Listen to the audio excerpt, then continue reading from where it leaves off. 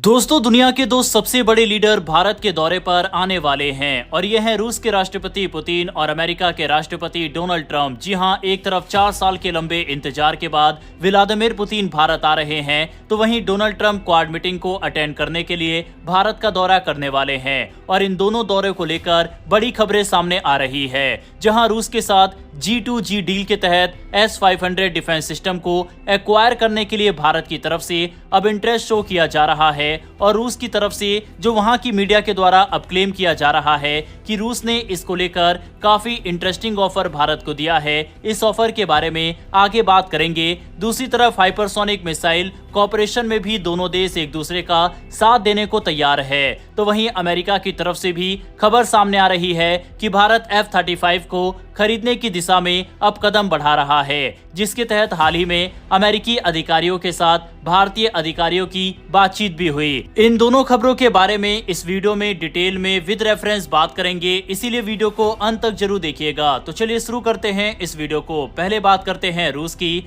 भारत और रूस की दोस्ती एक बार फिर सुर्खियों में है। इस बार बात हो रही है रूस के सबसे advance air defence system S-500 को लेकर। भारत ने इस सिस्टम में दिलचस्पी दिखाई है और रूस इसे भारत को ऑफर कर रहा है, वो भी टेक्नोलॉजी ट्रांसफर और भारत में बनाने के ऑफर के साथ। मतलब भारत में ही इसका प्रोडक्शन होगा और भारत दूसरे देशों को भी ये सिस्टम बेच सकेगा।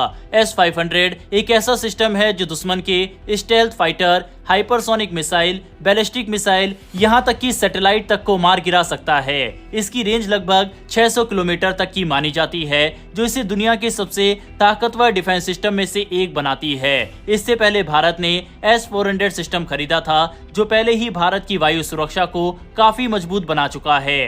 भारत ने S-400 को पाकिस्तान और चीन की सीमा पर तैनात किया है और ये सिस्टम पूरी तरह से ऑपरेशनल है। मई 2025 में हुए ऑपरेशन सिंदूर के दौरान S-400 ने काफी अच्छा प्रदर्शन करके दिखाया था। वहीं अब S-500 आने से भारत की ताकत और भी ज्यादा बढ़ जाएगी। रूस चाहता है कि S-500 का प्रोडक्शन भारत में हो और इसमें भारत की कंपनियां भी शामिल हो। इससे रूस को भी फायदा होगा, क्योंकि उस पर अमेरिका और यूरोप के देश पाबंदियां लगाए हुए हैं और उसे हथियार बेचना मुश्किल हो गया है।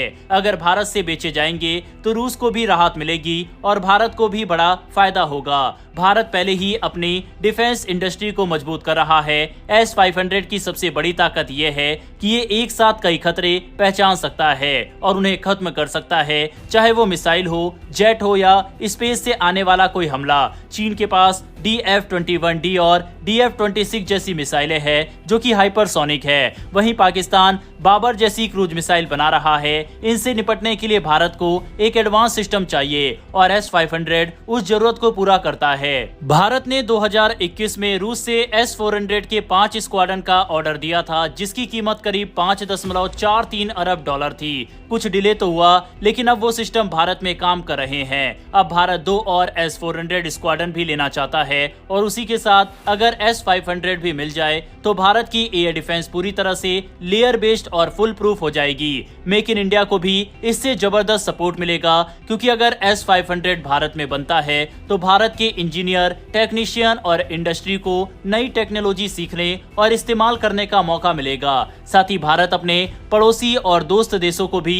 ये सिस्टम एक्सपोर्ट कर सकता है। कुल मिलाकर रूस की ये पेशकश भारत के लिए बहुत ही फायदेमंद साबित हो सकती है। इससे भारत की सुरक्षा, डिफेंस इंडस्ट्री और ग्लोबल इमेज तीनों को फायदा मिलेगा। अब देखना यह है कि भारत सरकार इस मौके का कितना फायदा उठाती है। दूसरी तरफ पुतिन के भारत दौरे के दौरान ब्रह्मोस 2 मिसाइल को लेकर भी दोनों देशों के बीच बातचीत होने वाली है और इस प्रोग्राम को फिर से रिवाइव किया जाएगा। भारत ऑलरेडी हाइपरसोनिक टेक्नोलॉजी में काफी अच्छा प्रदर्शन कर रहा है और रूस के पास ऑलरेडी हाइपरसोनिक मिसाइल मौजूद है। ऐसे में दोनों देशों का ये सहयोग दोनों को ही फायदा पहुंचाएगा। यहाँ पर इंटरेस्टिंग बात यह है कि रूस से ये खबरें तब सामने आ रही है जब यूरोपीय यूनियन से सैंक्शन का खतरा है और वो रूस के साथ व्यापार करने पर कई तेल कंपनियों पर सैंक्शन लगा भी ही रहा है।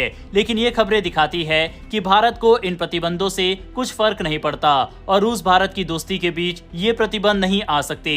बढ़ते हमारी अगली खबर की तरफ। भारत अब अपने पुराने लड़ाकू विमान MiG-21 को चरणबद्ध तरीके से हटा रहा है और इस साल के अंत तक पूरी तरह से इसे भारतीय वायुसेना से बाहर कर दिया जाएगा। ये विमान कई दशकों तक भारतीय वायुसेना की रीढ़ रहे हैं, लेकिन बदलते समय और तकनीकी जरूरतों को देखते हुए अब इन्हें आधुनिक विकल्पों से बदला जा रहा है। चीन और पाकिस्तान जैसे देश से बढ़ते सुरक्षा खतरे को देखते हुए भारत अब 5वीं पीढ़ी के लड़ाकू विमान की तरफ तेजी से कदम बढ़ा रहा है। ऐसे में भारत को दो प्रमुख विकल्प मिले हैं, अमेरिका का F-35 और रूस का Su-57। ये दोनों विमान दुनिया के सबसे आधुनिक फाइटर जेट में गिने जाते हैं और किसी भी वायुसेना की क्षमता को कई गुना बढ़ा सकते हैं। पहले ये कहा जा रहा था कि भारत रूस के Su-57 विमान खरीदने पर विचार कर रहा है, लेकिन हाल की रिपोर्टों के अनुसार अब भारत अमेरिका के F-35 लड़ाकू विमान की खरीद पर गंभीरता से विचार कर रहा है। F-35 विमान की सबसे बड़ी ताकत इसकी स्टेल्थ तकनीक है, जिससे ये दुश्मन के रडार की पकड़ में नहीं आता। इसके अलावा ये नेटवर्क सेंट्रिक वारफेयर में सक्षम है, यानी ये बाकी सभी सैन्य प्लेटफॉर्म के साथ जुड़कर एकीकृत रूप से काम कर सकता है। ये विमान पहले से ही कई युद्ध अभियानों में सफल साबित हो चुका है। रिपोर्ट्स में यह भी कहा गया है कि F-35 सीमित लक्ष्यों पर सटीक हमला जैसे सर्जिकल स्ट्राइक के लिए बेहद प्रभावी है। हालांकि F-35 के साथ कुछ चुनौतियां भी है। इसमें हथियारों के मामले में लचीलापन कम है, यानी भारत अपनी जरूरत के अनुसार इसमें बदलाव सीमित रूप से कर पाएगा। साथ ही अमेरिका आमतौर पर रक्षा तकनीक को साझा करने में सतर्क रहता है, जिससे भारत की आत्मनिर्भरता पर असर पड़ सकता है। इसके विपरीत रूस का Su-57 भारतीय प्रणाली के साथ अधिक मेल खाता है और इसमें भारत को तकनीकी सहयोग और मेक इन इंडिया के तहत स्थानीय उत्पादन का अवसर मिल सकता है। भारत के लिए यह फैसला केवल एक विमान की खरीद भर नहीं है, बल्कि इससे देश की रक्षा नीति, तकनीकी रणनीति और वैश्विक रिश्तों की दिशा तय होगी। अगर भारत अमेरिका के F-35 का चयन करता है तो ये पश्चिमी देशों के साथ रणनीतिक रिश्तों को और मजबूत कर सकता है। वहीं अगर Su-57 की ओर जाता है तो भारत को तकनीकी आत्मनिर्भरता और स्थानीय उत्पादन में अधिक स्वतंत्रता मिल सकती है। जैसा कि आप स्क्रीन पर टाइम्स ऑफ इंडिया का आर्टिकल देख सकते हैं, जिसके मुताबिक दोनों देशों के टॉप ऑफिशियल्स की हाल ही में मुलाकात भी हुई है, जिसके बाद से ही अमेरिकी F-35 को लेकर खबरें सामने आ रही है। ये बात हम सभी जानते हैं कि भारत को 5th जनरेशन फाइटर जेट चाहिए, क्योंकि भारत के स्वदेशी फाइटर जेट एमका को अभी भी भारतीय वायुसेना में आने में कम से कम 10 साल का समय लगेगा। ऐसे में उससे पहले भारत के पास 5th जनरेशन फाइटर जेट होना चाहिए और यही कारण है कि F-35 की 2 स्क्वाड्रन को भारत कंसीडर कर रहा है। यानी कि साफ है कि एक तरफ दुनिया का सबसे एडवांस डिफेंस सिस्टम भारत अपनी सेना में S-400 के बाद S-500 को शामिल करने की तरफ बढ़ रहा है, तो दूसरी तरफ दुनिया का सबसे एडवांस फाइटर जेट F-35 को अपनी वायुसेना में शामिल करने की तरफ बढ़ रहा है। इन दोनों खबरों के ऊपर अपनी राय कमेंट बॉक्स में लिखकर बताइएगा। साथ ही क्या भारत को Su-57 की जगह F-35 को कंसीडर करना चाहिए या फिर नहीं, इस पर अपनी राय कमेंट बॉक्स में लिखकर बताइएगा। फिलहाल इस वीडियो में इतना ही। अगर आपको ये इन्फॉर्मेशन और वीडियो पसंद आई हो तो मेरी एक छोटी सी रिक्वेस्ट है कि नीचे दिए गए सब्सक्राइब बटन को प्रेस कर बेल आइकन को दबा लें, जिससे हमारी डेली ऐसी वीडियो आप तक सबसे पहले पहुंच सके। फिर मिलेंगे ऐसी एक नई वीडियो के साथ। धन्यवाद। जय हिंद, जय भारत।